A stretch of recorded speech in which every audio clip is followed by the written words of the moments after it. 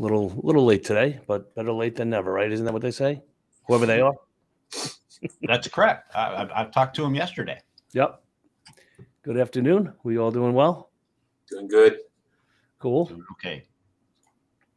Going to talk about security awareness training for a little bit, and what to look for in your provider. Before we do that, we are the Reboot.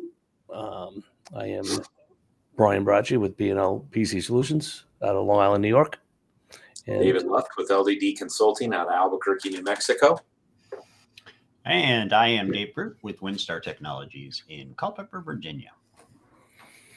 Cool. All right. So security awareness training is I want to say most companies should be running some kind of training program. You may be running it now and not even know that you have it, because it should be documented and like everything else we talk about. But it's more than just the simulated phishing emails that go out.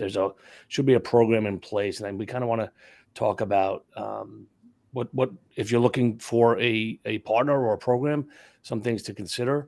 If you currently have a program, just again, take a listen to some of the things that we talk about and see if they're offering this to you, and we'll tell you the benefits of it.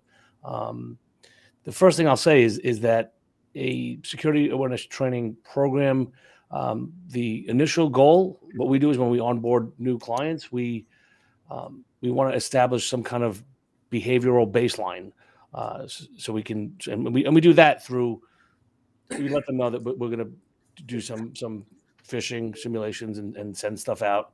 And along with that, we can have, they help us pick topics. We pick topics. It really matters on how you want to structure your offering, but you can pick a bunch of batteries and just send out these emails. And then after, the first month you should sit down, or they should sit down with you and review what happened here, who clicked what, who entered credentials, and just establish that baseline. And then the goal is by the end of the year, you can sit down and say, you were here in the beginning of the year, and you as a group or a company, your score went down. That's how we started. What is it that we're considering security awareness training, though? Like, I'm just trying to, for the people out there, like what are we calling? Like, is this phishing only? Phishing exercise? Like, it can be. I mean, some people do that, but I don't think it's limited to that. Okay. Because part of our security awareness training is we send out content that this aware ed content that you have to take. You have to watch these videos, and again, they're not. Maybe we send out 2 or 3 a month that are anywhere from 90 seconds to 3 minutes or something like that, and just again topical. What to look for in emails, what the challenges of USB mesh storage and banking credentials, just all topical things that they get graded on, and they get a report card on their training. So it's not just the phishing emails, at least on our part. Okay. Some of the training, though, is annual, and I don't think that's good, because you really need to be thinking about it all the time. So if you're getting it at least twice a month, that's going to make you think about it, and just every time you see an email, you're going to wonder. Yeah, you get a call, these emails are good. Or get a text, or Isn't that more like doesn't that kind of come, David, from the compliance? Like back in the day when HIPAA was becoming HIPAA. Right? They were saying, hey, you need to have some security awareness training. And by the way, you should have it every year and have people attest to it. But back then, the threat landscape wasn't what it is today. No. And so you're right. Brian, you mentioned once a year, and David, you said that's not, I don't think it is enough, but that is still what a lot of these regulations call for, simply because they were written at a time and they haven't been updated. And frankly, to me, security awareness training, I'm sorry, I'll stop in a sec, Brandon, but it is more about changing the culture, right? Changing the mindset, getting people aware of the fact that there's a threat everywhere they look and what to be thinking about. Although from your cybersecurity training, annual's still good, because then it puts the issue back on the employee after they watch the training and say that they understand it. That takes it off of the company too. So at a but I don't think that's sufficient. Well, it's better than nothing for sure, right? But it's not much. Okay, I'll give you that. But because people just, if you don't see it all the time, it's not going to be at the forefront of your head. So if you're talking about cadence, like just to mark a compliance requirement checkbox, then annual is fine. Mm-hmm. But I mean, and that's always what we pushed in the beginning. But the problem with annual is there's a couple problems. Number one, usually when you do the annual training, it's like what, 45 minutes to an hour, and you've got people who are not really necessarily interested in the topic, technology or cybersecurity. And they're just like wanting to put a nail through their head, and they get done with it, and then it shoots out, you know, and they don't care anymore, and they just move on with their day and with their work. So I mean, that's one issue, you know, getting actual engagement, and then having them remember any of those topics like 6 months later. Good luck. So what do you do? I mean, how do you make that better? What we've been doing, and I've seen a lot of success with, is just doing very short targeted trainings, like not relying on phishing only. Like that is one thing you can do to help, but we'll put together a full training program for the year, and it'll be something that's a quick short burst every single month. And so each month, maybe it's 3 minutes, up maybe 3 to 5 minutes, let's say, but something digestible, something pertinent to the business. So like, you know, if it's a government contractor, maybe 1 month it's a little bit of info around CUI. And then another month, it's something about clean desk policy. Like it's not all just cyber and your computer related. There's other things that they. I mean, it's catching a smoke break and people tailgating you on the way back in the door, whatever. I mean, you can go 1,000 different ways with it, right? Yeah. Well, I think it translates to. It should translate to the home too, to your personal life. Like there's no, separation there. It should be something that is just and that's why we consider it. It's just an ongoing process. It's not we don't even call it. I mean, we do it monthly, but it's just ongoing. And along with the phishing, they have the ability, our clients, to go ahead and click on something that they feel is a phishing email, not necessarily from us. And we get that, and so that part of it, the engagement, is something that actually some of them, I think, are they kind of get a pat on the back for identifying something. Yeah, I was going to say, is there incentive programs? Or do you guys see any? Pat on the back. Recognize. Well, okay, that's fine. Public recognition for a lot of folks is a pretty big thing. I mean, and as the landscape keeps changing, it doesn't change once a year. It's constantly changing. Well, I like what Brian said in the beginning. Role specific, right, or even industry specific, and making sure the training is applicable, because that's what keeps them from being not so bored, right? I know it's a pain, right, having to watch a video or whatever, but then what we've had some success with is we just randomly go up and spot quiz, right? We just start talking to people in our clients' offices or on my team. Hey, talk to me about phishing and blah blah blah blah blah blah. What's business email compromise and why do we care? Because it's a culture, right? It's a I mean, on Friday afternoon, we sit down and we watch a half an hour thing with my entire tech team, and then we go over all the details, right? Why? Well, because it's changing all the time. And if you're not thinking about it all the time. One of the things we do is we because the perception is that for all of our clients, we're providing the perimeter filtering on the email coming in, right? So the little spam that they do get that comes through, is still an annoyance. What we do is we sit down and show them twice a year. Here's what we prevented. There's 10,000 emails that we didn't allow in. So the ones that got in, they're just getting craftier, smarter, better at sending these through. So we didn't catch them. And those are, other than our own simulations, these ones that got through, there's something there that, again, we're not perfect. It's not our, we're just supporting what we providing you with something that we can support. But it's far from perfect. But here's what we didn't allow. None of it's a guarantee by any means, right? Like we can put as many tools on the planet in play, and you can still have a person click a link and the game's over. It doesn't matter. But even then, now they're using texting, and now they're a lot of phone calls. They're using images. They're using. I mean, these guys are getting crazy. I mean, you know, they're getting crafty. And frankly, I mean, look, you know, we talk about all this stuff in the cybersecurity world, you know, on Reboot and everywhere else all the time, but it's layers and defense, right? It defense and layers. You know, it's having things kind of all over the place because none of them is a guarantee, right? And you know, but the security awareness training is just that. It's making people aware of how they can be implicated, right? Like if they don't understand that a text can be dangerous, they don't think that that's a problem, right? If they don't, you know, I had an employee come to me the other day and tell me that his wife had been hacked, and she got her credit card company to switch, you know, to cancel the card, switch the card to a new number and everything.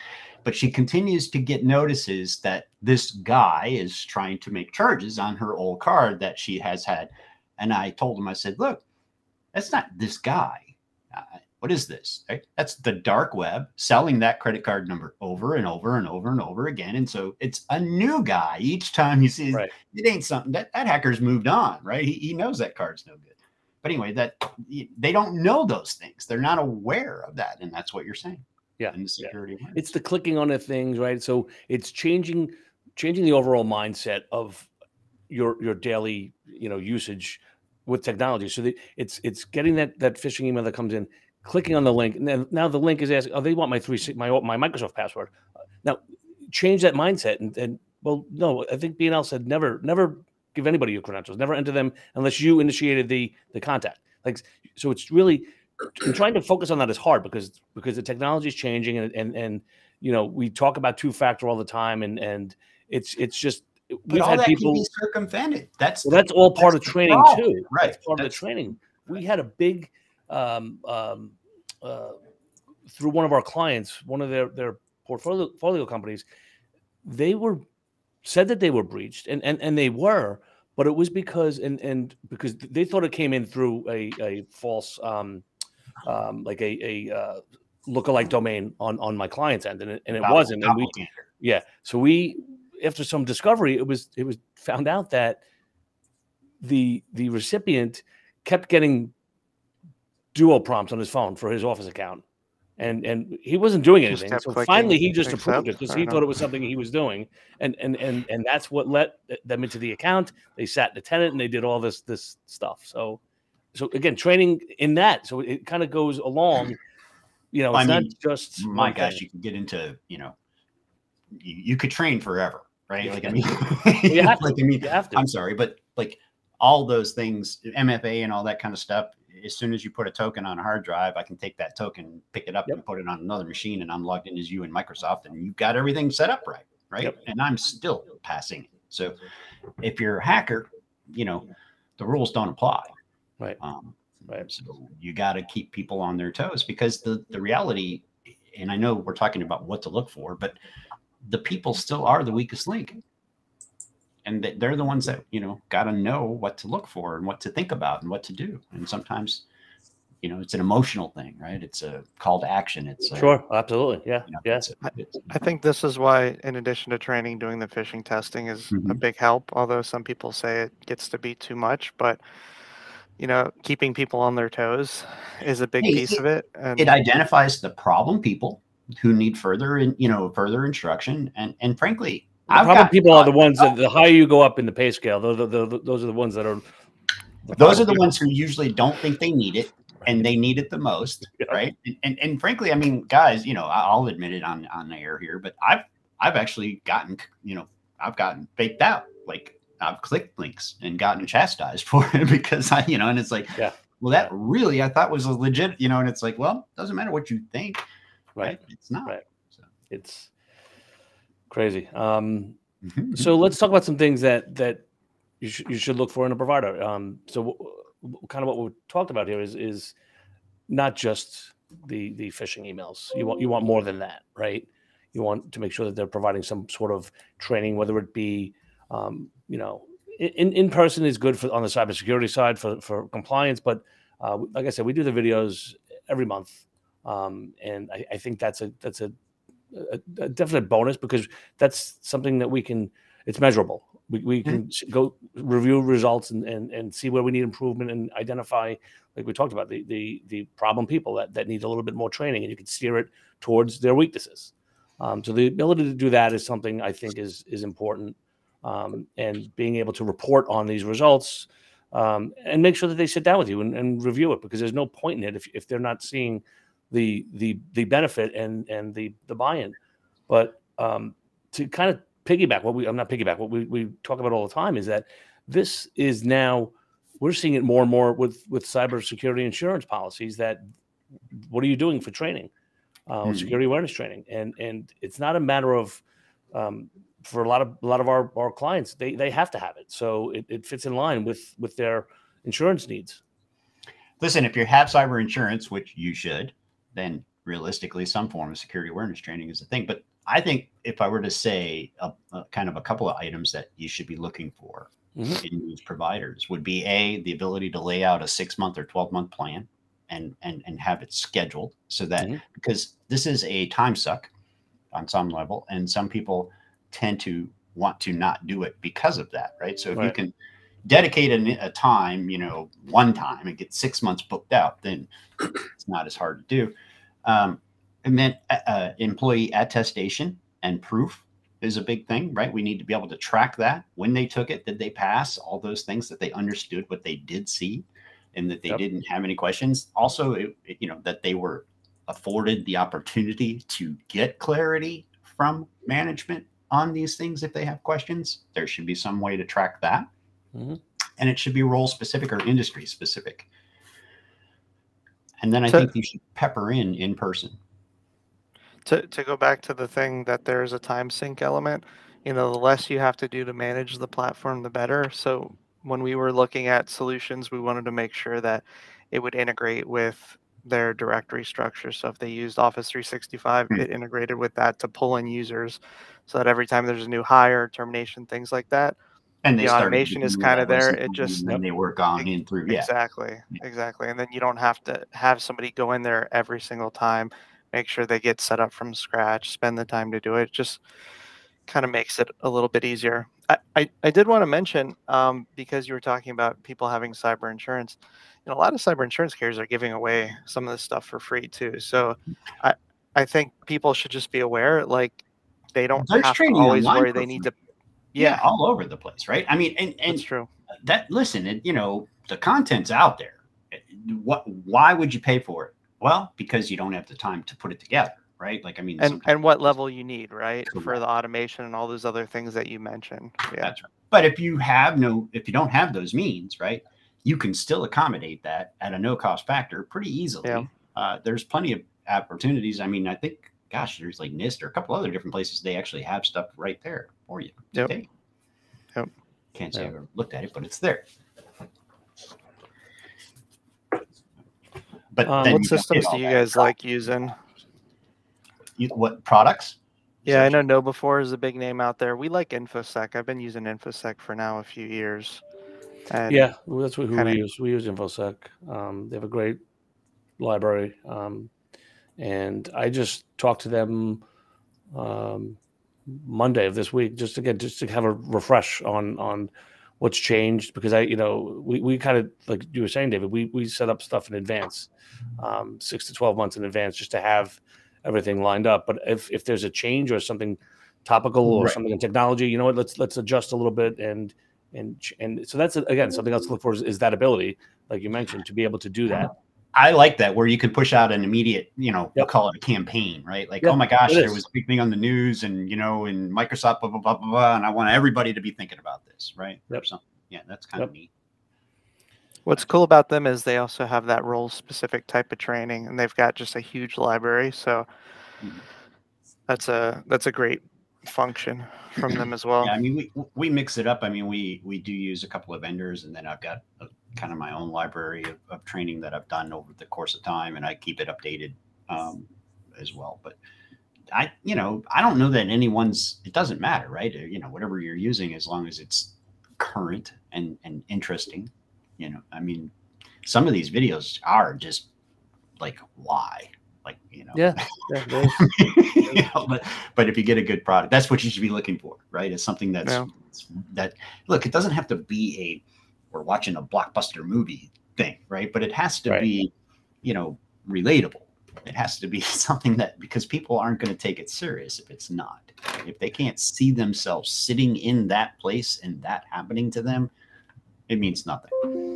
Again, that's true, but if these programs are being pushed down from the bosses, the higher ups, the owners, whoever it is, everyone has to do this. We just one of our clients that we've been pitching to, again, and it's not a moneymaker for us. It's really, you know, it's a small piece, and it's the reason we do it is obviously it falls in our wheelhouse of services, but to get it set up and it's not hard, right? It's once it's done, but there is some stuff we have to do on the client side to allow these whether it be emails, videos to come through on the training side. But once we get the client that we've been working with, finally they have to have it now. So I said, nothing, give me an hour, you'll be set up and we'll start the campaigns. It's that easy for us to do. And again, I think we charge $25 a user a year for what we provide, you know, at that level, which is your video training and your monthly emails. It's not crazy, and it checks a box on the compliance and the insurance side. So, you know, it's a great line item, and it's like I said, it's not a moneymaker, but we really enjoy being able to show our contacts the benefits of it.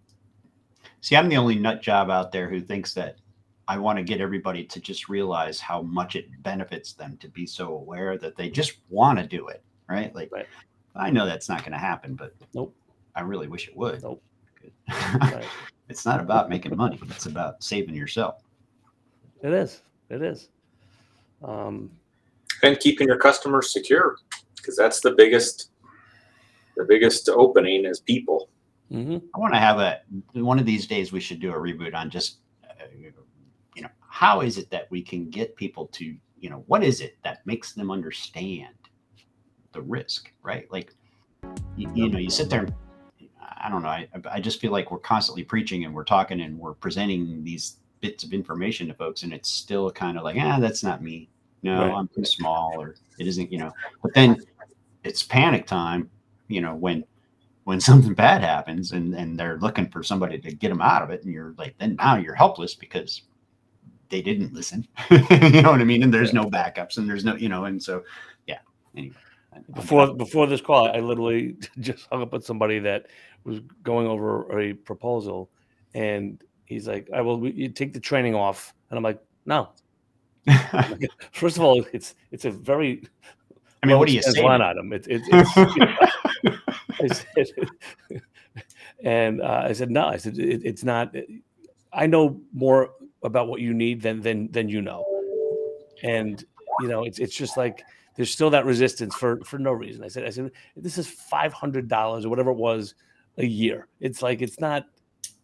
Hey, I got a doctor's appointment next week, and when they tell me I need to re-up my cholesterol medication, I'm going to tell them no. No, right? I'm going to say no. Why? Because what do you mean you want me to floss? What? You know, I don't know. I mean, we look at it and look, I know we can make it sound so simple, but it's because we do know the threat, right? I mean, we can see it out there. We know it's out there. And we have one time my guys went out to a customer's and they got a little bit confused and they went into the wrong office and they let them right into the server room. And we weren't even their IT staff. Yeah, that's a good point. Do you know how many times I have been on the phone with a prospect doing a pen test, walking through the initial stages of just finding out their level of security, only for them to realize halfway through it that they don't really know who I am and that I'm now scanning their network, all because I called them. You know what I mean? It's like, hello. But when you tell them you're from Microsoft, that's what opens it up for you. They love it. You know, they're like, oh, Dave from Microsoft's coming by. He's going to scan. Guess what? He doesn't even need to come over. And in case you're not aware, that's a typical phone scam. Yeah. I mean, you know, for sure. It can happen. Not you guys not aware, but I mean the people watching the reboot. Mhm. Yeah, no, exactly. That's why. Yeah, I want to make sure that that's clear. Cool. All right. Anything else? You can. Well, the training's one piece, but then I you guess- also have to have those follow-up, the tests, the phishing tests and the dark web scans, so that even though there's nothing you can do about keeping your stuff off the dark web, you need to know so that you can pay attention to what's going on and what to expect. Yep. I will just end it by saying that I see the greatest success when you can get the people involved in the process, right? Like if you can get the staff at the clients or at the business or whatever to make it a game. I don't care like who does better, who gets more fished, just get them or ask them what is something that's happened to you or somebody you know. What is it we need to train? Like, because if you can get them, again, if they own it, then they're going to live it, right? Like, I want people to just wake up and think about it when they walk in the office. Like, just like, hey, I care because I like my job and I like the people who are giving me a job and I want to get a paycheck next week. And I know if I'm not thinking about things and I click the wrong thing, by gosh, everything could just go away in a blink of an instant and bam, we're all done. Yeah.